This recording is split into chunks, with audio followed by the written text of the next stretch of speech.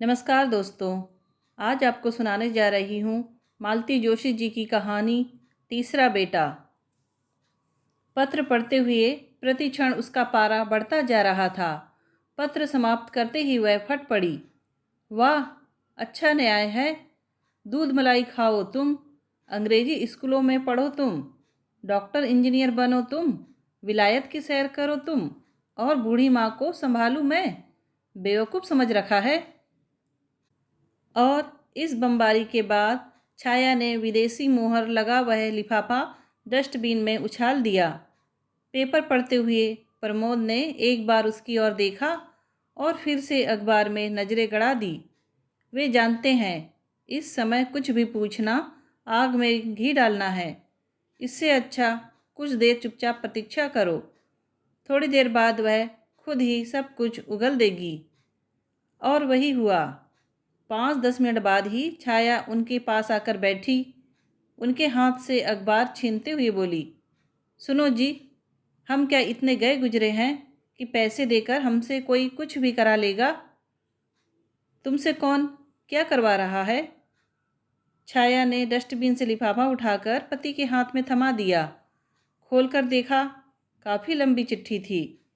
Telephone के इस युग में इतनी लंबी चिट्ठी, उन्हें आश्चर्य हुआ। वे तो शायद असीम की लिखावट ही पहली बार देख रहे थे। लिखा था, दीदी, मन बहुत कड़ा करके यह पत्र लिख रहा हूँ। इधर 2-3 महीनों से अमित मेरे पीछे पड़ा है।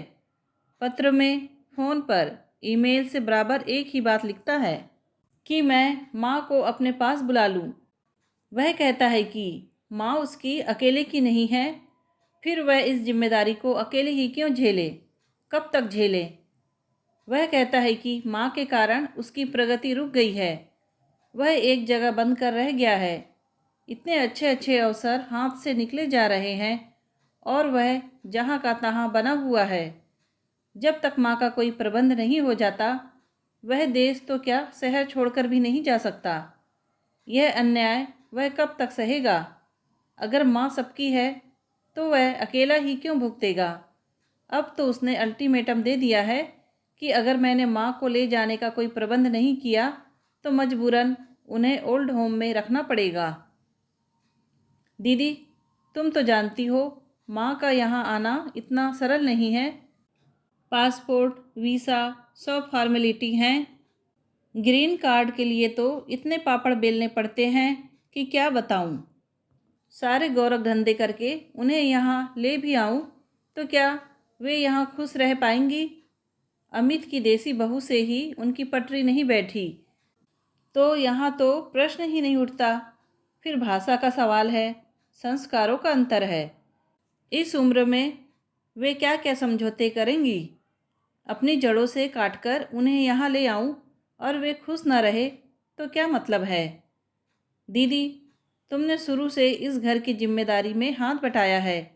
इस समय भी तुम ही याद आ रही हो। क्या माँ को रख सकोगे? मैं तुम पर कोई आर्थिक बोझ नहीं पड़ने दूंगा। अमित के यहाँ भी पैसे भेजता रहा हूँ, तुम्हारे यहाँ कुछ ज़्यादा भेज दूंगा। पर प्लीज़ मेरी इतनी बात रख लो। 2-2 बेटों के होते हुए माँ बुढ़ापे में वनवास भोगेगी तो बहुत शर्म की बात होगी। हमें इस शर्म से बचा लो प्लीज़। असीम। असीम ने पत्र बहुत ही आत्मीयता से लिखा था। हर वाक्य में उसकी व्यथा छलकी पड़ रही थी। हर शब्द में उसकी मजबूरी झलक रही थी और छाया उसकी हर बात पर उबल रही थी। 2-3 दिन बाद प्रमोद बाहर से लौटे तो उन्होंने एक कोरा एरोग्राम छाया को पकड़ा दिया। ये किस लिए? असीम को पत्र नहीं लिखना है? नहीं, कोई बात नहीं, फ़ोन कर लेना। पत्र वैसे भी आजकल कौन लिखता है? जी नहीं, मैं फ़ोन भी नहीं करूँगी। मेरे पास फालतू पैसे नहीं हैं। छाया के तेवर देखकर प्रमोद चुप रह गए। वे जानते थे कि छाया भाइयों से बेहद नाराज़ है। इस नाराज़गी की वजह भी वे जानते थे। बाबूजी की मृत्यु के बाद भाइयों ने पुराना रिहायशी मकान बेच दिया था। लगभग 13वीं के साथ साथ ही यह काम हो गया था, क्योंकि असीम बार बार नहीं आ सकता था। मकान पुराना था, जर्जर था, पर जगह मौके की थी, इसलिए कीमत अच्छी मिल गई थी। करीब 9-10 लाख मिल गए थे। दोनों बहनों को 50-50 हज़ार पकड़ाकर भाइयों ने पल्ला झाड़ लिया था। उसके बाद असीम ने अपने पास से कुछ मिलाकर एक बंगला ले लिया था। असीम ने एक फ्लैट भी लेकर किराए पर उठा दिया था। बोला, कभी वापस आने का मन हुआ तो टिकने को एक जगह तो चाहिए। माया दीदी के लिए तो वह रकम भी नियामत थी। एक मुश्त इतने रुपये उन्होंने कभी देखे नहीं थे, और घर में लड़की थी जो जवान हो रही थी। पर छाया इस अन्याय से तिल मिला गई थी। उसने वे पैसे फिक्स में डाल दिए थे और उनकी तरफ कभी झांका भी नहीं था। कहती थी, दीदी के यहाँ जब शादी होगी सब रुपये उठा दूंगी। भाई लोग क्या भात लाएंगे, मैं जानती हूँ। सब कुछ तो मुझे ही करना पड़ेगा, नहीं तो दीदी की ससुराल में नाक कट जाएगी। प्रमोद को आश्चर्य होता। छाया की कितनी ही इच्छाएं प्रमोद की गृहस्थी में दफन हो गई थी, कितने अरमान अधूरे रह गए थे, पर उसने उन पैसों को कभी हाथ भी नहीं लगाया। इसके मूल में भाइयों के प्रति रोष था या दीदी की चिंता, पता नहीं। रात को उन्होंने धीरे से बात उठाई। छाया, एक बात कहूँ? कहिए। तुम अपने भाइयों से नाराज हो, कोई बात नहीं, पर जानती हो तुम्हारी नाराजगी का दंड बेचारी माँ को भुगतना पड़ेगा। पहली बात तो यह है कि मैं भाइयों से नाराज नहीं हूँ, मेरा असली गुस्सा तो माँ पर ही है। दूसरी बात यह कि माँ बेचारी कतई नहीं है। आपने उनकी लाचार मुद्रा ही देखी है, पर ये उनका असली रूप नहीं है। उनके जल्लादी व्यक्तित्व और निरंकुश शासन की भुक्तभोगी हम बहनें हैं। इन्हीं बेटों की ज़िंदगी बनाने के लिए माँ ने हमारा बचपन मिट्टी कर दिया। अब वे ही लोग उन्हें बाहर का रास्ता दिखा रहे हैं। अच्छा हुआ, जैसा बोया था वैसा ही काट रही हैं। मुझे रत्ती भर भी सहानुभूति नहीं है। प्रमोद हैरत से देखते रह गए। माँ के लिए कोई इतनी तल्ख बात कर सकता है? माँ तो ममता की मूर्ति होती है, उसके लिए तो सब बच्चे बराबर होते हैं। वे लोग भी तो 5 भाई बहन थे, बहुत अमीर भी नहीं थे, पर घर में एक शांति थी, सुकून था, और इसका श्रेय जाता था उनकी स्नेहमयी, सहनशील, हंसमुख माँ को। आज भी याद आते ही मन कैसा तो होने लगता है, आँखों की कोर गीली हो आती है। छाया ने झूठ नहीं कहा था, सचमुच उसका गुस्सा भाइयों पर नहीं था। कम से कम इस समय उसके मन में रुपयों वाली बात नहीं थी। उसे तो अपना अभिशप्त बचपन याद आ रहा था। वे लोग कुल 4 भाई बहन थे। दोनों बहनें बड़ी थी, भाई छोटे। सब में मुश्किल से 2-2 साल का फ़र्क रहा होगा, पर माँ ने दोनों बहनों को जैसे पुरखिन बना दिया था। भाइयों की सारी जिम्मेदारी उन पर लाद दी थी।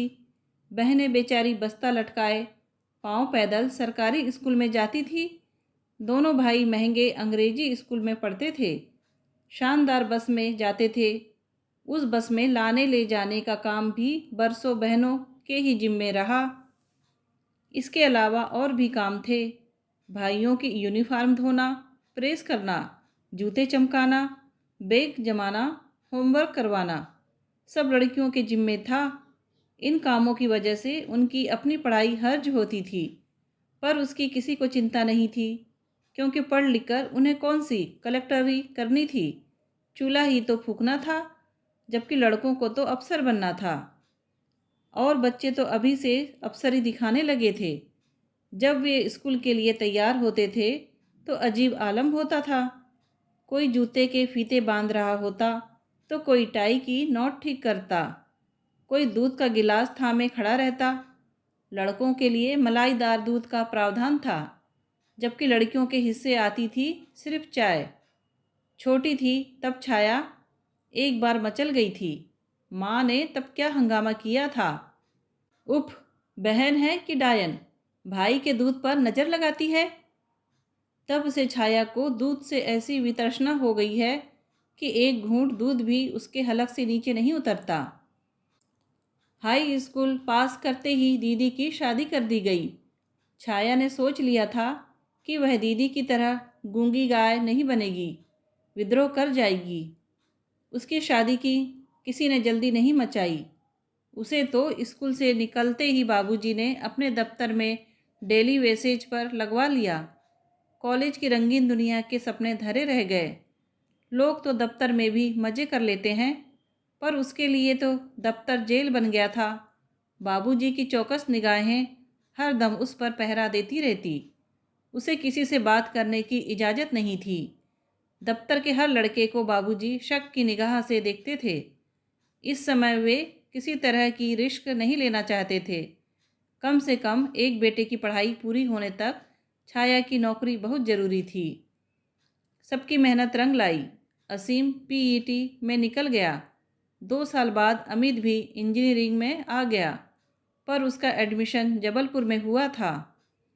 खर्च एकदम बेशुमार बढ़ गया। छाया ने 2 ट्यूशन कर ली। बाबूजी किसी की दुकान पर बैठने लगे। बड़े कसाले के दिन थे, पर किसी तरह बीत ही गए। जब दोनों बेटे नौकरी पर लग गए तो नाते रिश्तेदारों ने कोसना शुरू किया कि अब तो लड़की के हाथ पीले करो, क्या ज़िंदगी भर घर में बिठाकर रखोगे। इसलिए फिर 28 साल की उम्र में छाया की जैसे तैसे शादी हो गई। जैसे तैसे इसलिए कि घर वर बहुत अच्छा नहीं मिला, पर सेंत मेंत में इससे अच्छा क्या मिलता। बाबूजी की सारी शक्ति और पूंजी तो बेटों की पढ़ाई पर खर्च हो गई थी। कहते थे एक लड़का अच्छा निकल जाए तो घर भर का उद्धार हो जाता है। कितना अच्छा उद्धार हो रहा है। 10-15 दिन बाद की बात है। एक शाम फ़ोन की घंटी बजी।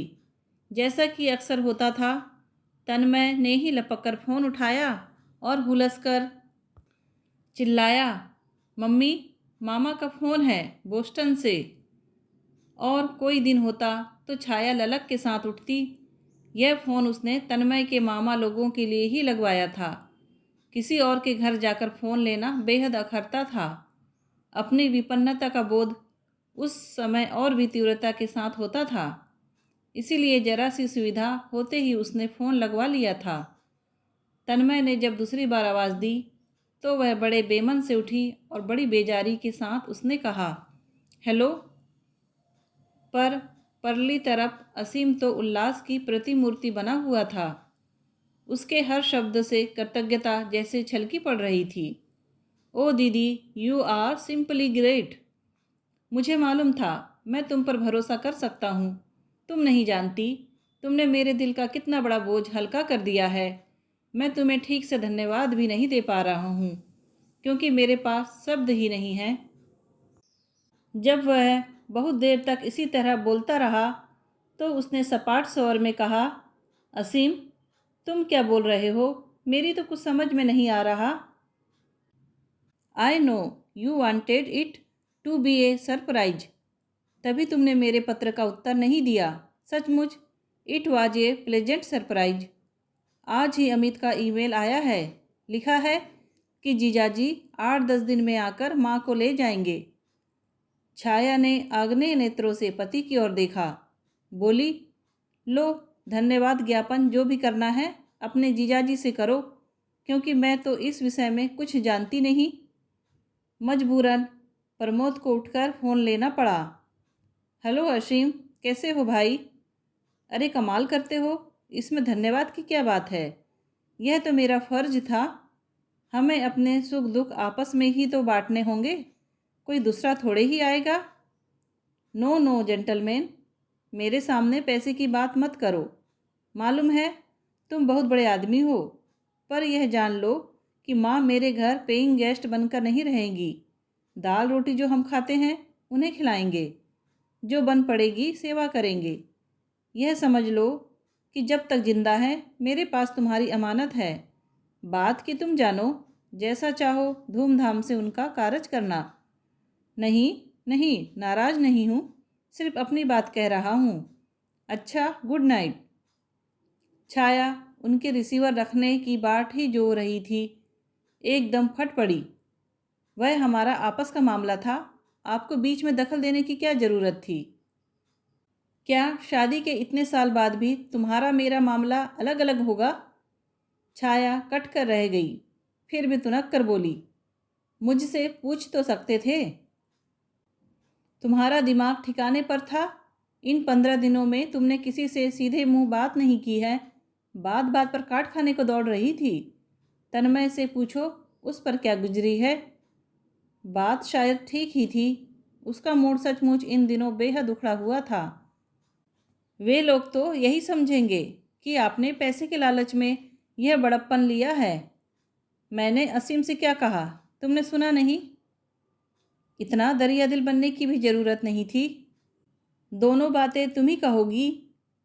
मेरा मतलब यह था कि वे लोग समर्थ हैं, अपनी माँ का खर्च उठा सकते हैं, पर माँ को नहीं रख सकते। देखो, माँ अगर इस घर में आएगी तो मेरी शर्तों पर ही आएगी। वे लोग धन्ना सेठ होंगे, पर मैं भिखारी नहीं हूँ। इसमें भिखारी होने का क्या सवाल है? वो लोग अपनी माँ, देखो, ये अपना पराया भाव मेरे मन में नहीं है। होता तो मैं यह प्रस्ताव ही नहीं रखता। तुम्हारे भाई उन्हें चाहे जहाँ पटक आते, मुझे परवाह नहीं होती, पर यही तो मुझ में कमजोरी है। मुझसे यह सहन नहीं हुआ कि 3-3 बेटों के होते हुए माँ वृद्धाश्रम में रहे। 3-3 बेटे? क्या दामाद भी तो बेटे की तरह होता है? मुझे अगर यह दर्जा ना देना चाहो तो ना सही, पर तुम भी बेटे से कम नहीं हो। पिता के साथ कंधे से कंधा मिलाकर तुमने गृहस्थी की गाड़ी खींची है। यही समझ लो, तुम्हारा यज्ञ अभी पूरा नहीं हुआ है। आप अभी मेरी माँ को ठीक से जानते नहीं हैं, इसलिए। छाया, माँ सिर्फ माँ होती है, वह अच्छी या बुरी नहीं होती, बस माँ होती है। मैं नहीं जानता माँ को लेकर तुम्हारे मन में क्या आक्रोश है, पर अब वे 75 पार कर चुकी हैं। उन्हें सारे आरोपों से बरी कर दो। कोई भी अपराध इतना बड़ा नहीं होता कि उम्र के इस पड़ाव पर व्यक्ति को देश निकाला दे दिया जाए। माँ ने तुम्हें कुछ भी ना दिया हो, पर जन्म तो दिया है, उसका कर्ज तो उतारना पड़ेगा। समझ लो, यही मौका है। और वे दोनों क्या आसमान से टपके हैं? उन्हें कोई कर्ज नहीं व्यापता। वे तो एकदम आज़ाद हो जाएंगे। ऐसी आज़ादी भी किस काम की कि खुद अपने से ही शर्मसार होना पड़े। बाहर चाहे कुछ भी कहते रहें, पर देखना, उनकी आत्मा उन्हें सदा कचोटती रहेगी। अगर तुम भी उनकी जमात में शामिल हो गई तो यही होगा। कभी अपने आप से नज़रें नहीं मिला सकोगी, खुद को माफ़ नहीं कर पाओगी। प्रमोद शायद ठीक ही कह रहे थे। पिछले 15 दिन इसी ऊहापोह में तो बीते हैं। वह कोई निर्णय नहीं ले पा रही थी, पर प्रमोद को निर्णय लेने में जरा भी वक्त नहीं लगा। ना उनके मन में कोई दुविधा थी, ना दुराग्रह। दर्पण की तरह स्वच्छ पारदर्शी मन है उनका। फिर भी एक शंका तो थी ही। उसने कहा, माँ को बड़ी शान से ले तो आएंगे, पर क्या उन्हें उतनी सुख सुविधा दे पाएंगे? मुझे नहीं लगता माँ इस समय सुख सुविधा की भूखी होंगी, जैसा कि इस समय उस घर का माहौल है। मुझे लगता है उन्हें सिर्फ प्यार की चाहत होगी। वे बस थोड़े से आदर मान के लिए तरस गई होंगी, और इन चीज़ों की अपने घर में तो कोई कमी नहीं है, और आपके रहते हो भी नहीं सकती। माँ ने अनजाने ही सही जरूर कुछ पुण्य किए होंगे, तभी तो आप जैसा बेटा पाया है। वे हंस दिए, शांत सरल स्निग्ध हंसी। उस हंसी ने उसके हृदय का सारा ताप सोख लिया। पिछले 15 दिनों से मन में एक भट्टी सी सुलग रही थी, अब सब शांत हो गया था। दोस्तों, कहानी पसंद आई हो तो प्लीज़ लाइक शेयर और सब्सक्राइब ज़रूर कीजिए। कहानी सुनने के लिए आपका धन्यवाद।